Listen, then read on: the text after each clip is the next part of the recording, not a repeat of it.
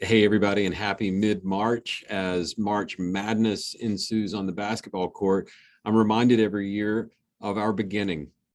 It was a long time ago when I was working in a big corporation. I'd been a pastor for a long time, and the corporation I was working at, the CEO said, "It's time to talk about my succession and my transition." And they hired this thing called a search firm. I didn't ever think I'd heard of such a thing, but about 90 or 100 days later, they had their new CEO. It was completely seamless. It was well done. And because I was serving in the department that was helping with that process, I was kind of the water boy for the team and got to see it up close. And I just thought, wow, how cool is that? Then I thought about the church. And I had just before that job been serving a really wonderful church that's kind of a brass ring of a catch. It took 3 years for them to find me and call me as their senior pastor. And when I left, it took them almost 3 years to find my successor.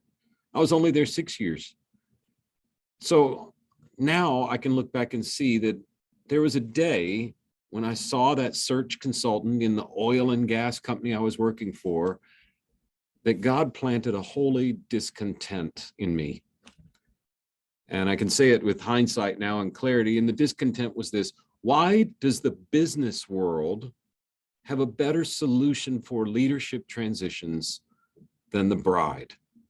Could we build something for the bride that's as good or better than what the business world has? That discontent was the beginning of what we're doing now.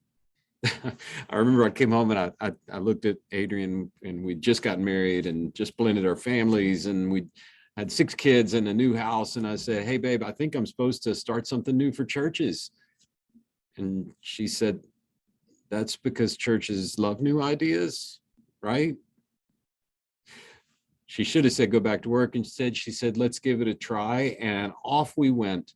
And my goodness, the things God has led us to, the doors he's opened, the chairs we've gotten to sit in, as we've watched people who are trying to help Jesus' name move forward find their key team people.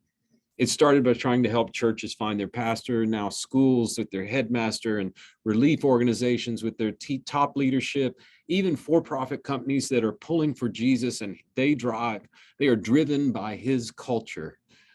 It's been a joy like no other, and humbling in a way that only God could author. I am so thankful for another anniversary of being able to say thank you for being on the front lines of ministry, whatever your form of ministry takes.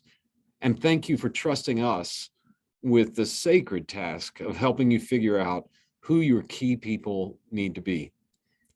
It was a crazy idea, and churches are not known for liking new ideas. But now, after 14 years of doing this, I think we're getting to a place where the bride has a solution that's expected and normal and regular and is better than anything the business world could ever have. Thanks for letting me be a small part of that, and God bless you all.